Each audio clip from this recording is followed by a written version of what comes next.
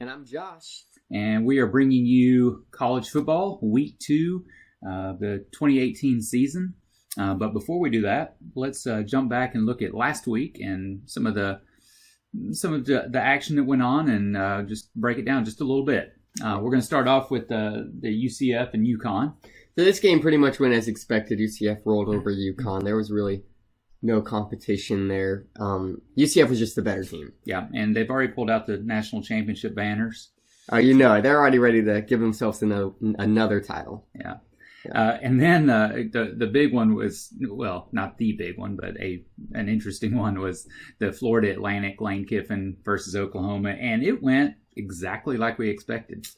Yeah, there wasn't much that FAU could do that was actually good in this game. No. But once again, they were going against Oklahoma. Yeah. So, and of course, everybody starts yelling that, Oklahoma is the team, and I mean, granted, they're a good team. They are, but they just played FAU. It's Florida Atlantic. And so, hopefully that'll calm Kiffin down a little bit and give him a dose of reality. And so we were at the Boise and Troy game. So what were your thoughts there, Josh? So a bunch of people before the game started were saying like, oh, this could be the upset game of the week. Troy could beat Boise. I was getting a little nervous. Apparently I shouldn't have been. I don't know if this game was due to the fact that Boise was just a lot better than Troy, or if maybe Troy was just a little overrated going into the game. I'm hoping it was the first one of the two, but Rippon shined. He was just absolutely phenomenal in this game. He threw so many deep balls in the first half. People talked about him struggling in the second half a little, but he didn't really have to perform that well in the second half. It was more just wasting time. Yeah, we're trying to get that clock to move. Yeah. That's right. Yeah, no, Boise definitely shined in that one, and poor old Troy fans were pretty disappointed at that debut game of theirs. Washington and Auburn, that was, I guess it was more of a battle of the defense. We were thinking there would be some big numbers in there with those two quarterbacks. We were, and then the rankings came out, and we now know that either way, it doesn't actually hurt Washington. If they even lost this game, they're still 9th in the country. Well, I mean, it's a close game. It was, and it was a super defensive game, and it was fun to watch. Both of these teams are very talented, and they could cause a bunch of bumps down the road for anyone they face. Yeah. A lot of field goals in that game. So many. The next one was Michigan versus Notre Dame, and Notre Dame, I mean, it was a fairly close game. But you need to remember, Michigan scored super late in the fourth quarter. And Notre Dame came out hot. They just, what's his name, Wimbush? Yeah, the quarterback, Wimbush, and he came out, and he shined there in that, particularly in the first quarter, first half. So Michigan had to try and play catch up in the second half. So now everyone's talking about how this could be the year of the Irish. Who knows, really? It was the first game of the season. First game. Let's see if they can keep performing. Yeah. We watched the Miami and LSU game. And, wow. Everybody was thinking, Miami was coming in there higher ranked than LSU, and my goodness, honestly, Miami couldn't do anything in the whole game, and they didn't even score until the fourth quarter. Really, right? So they had 3. It was 33. It was like some ridiculous number to 3. Yes. And then in the fourth quarter, they got some 14 points. 14 points, just some late game. Yeah. So LSU really did manhandle them in that one. And then the Monday night game was the Virginia Tech and Florida State. And this game caught me off guard. First off, yes, Virginia Tech did awesome. They won the game.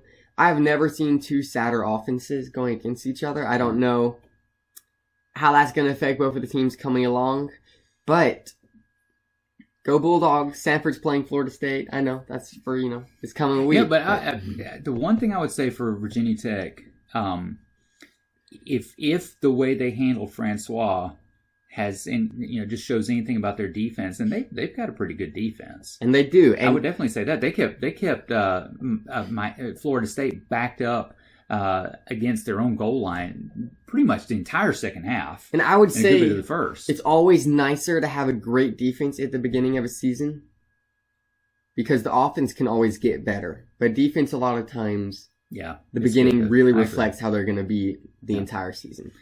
The other thing with that, Alabama obviously didn't have any trouble against Louisville. And, no surprise there. Saban was still unhappy. Tua did start, and he's already been named starter for this week's game, which is another low-key game as well. Something to keep out on is how long his hurt's going to stay around. That's the question. That's the big question right now, and a lot of chatter about that one.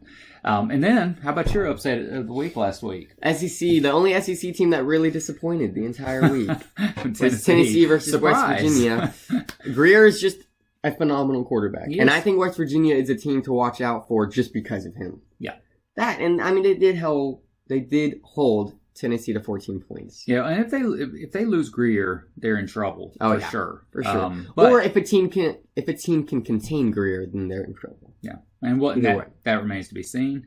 West Virginia starts off in a good place there.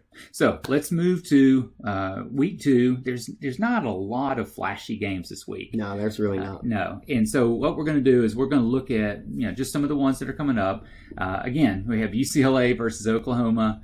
Chip Kelly, is he going to be able to show what he can do against Oklahoma? So is it going to be another Lane Kiffin? It's going to be another Lane Kiffin.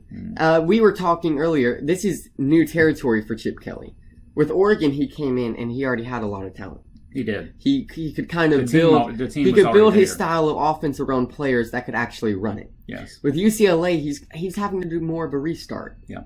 So I think people don't give up on him yet. I think people need to give him a little bit of time to really start getting in the groove of which players he wants where and what kind of talent he starts recruiting in, and then see where UCLA can go with that. Yeah, I would definitely say Chip Kelly, he is a college coach. And he's a Pac-12 coach. Yeah, he's that style of like Western. He fits well. Run, throw the ball, speed type of offense. So, yeah, maybe not this year for UCLA, but we'll see down the road. Yeah, Oklahoma wins big. Georgia, South Carolina.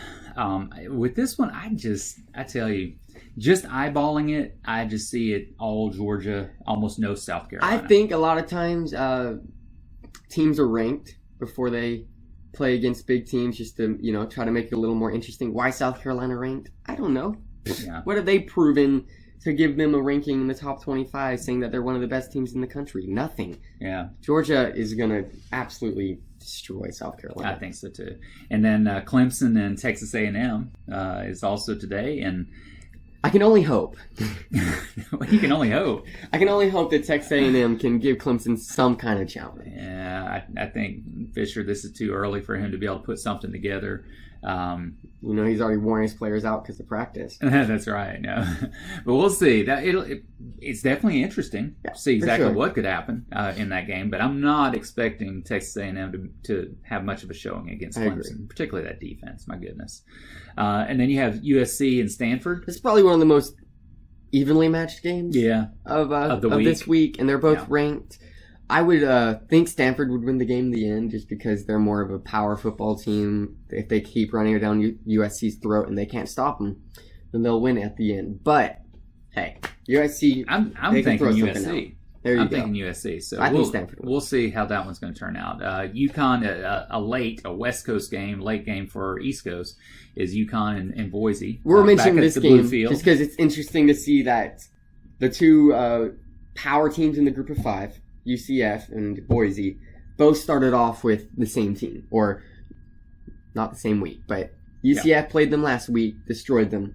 Now it's Boise's turn to play them. So I think for me it's just an interesting look to see, does Boise handle UConn as well as UCF does? Yeah. It should be It'll be interesting to see. And then obviously a fun game to mention is just Stanford is going to Florida State. It is going to be played, and I honestly think Stanford can give Florida State a run for their money. I know I'm completely biased towards Stanford, but we have a great quarterback in Devlin Hodges, and Florida State just doesn't have much to show. I honestly think Stanford's offense is better than Virginia Tech's offense. And you think about it, Florida State, they're licking their wounds right now. Which could either mean that they're going to go in there and just absolutely try to demolish Stanford to show what they've got, or they could be coming in a little, depressed and like, oh, we just weren't as good as we thought we were. So let's hope it's the latter. So tell me this. Upset of the week. All right. Have one this Last week I was way you're off. 0 for 1 right now, and you were way off. So this week I'm going to give myself a little bit of a crutch, and I'm going to give 2 games to watch out for. If I get one of them right, then that's 100% for me. So I think Penn State going to Pittsburgh could be an upset. Because meaning Pittsburgh could take Penn State. Yeah, absolutely. We saw App State go and almost They beat did. Penn State. Overtime. It was overtime. It was super And that was close. App State. So That could either mean Penn State just came out, kind of flat. It's first game of the season. Or they're just not as good as we think they are. So watch out for Pittsburgh. And then Arizona State, Michigan State's traveling there. State. Yeah, because Michigan State They struggled against Utah struggled in State. their They first almost game. lost their Yeah, first game. They sure did. So for both of these teams, it's kind of like, was that first game a fluke or not? So I think I'm putting both of those teams on upset alert. We'll see which one happens. Hopefully one of them. All right. Well, thank you for joining us again this week, and look forward to the football action.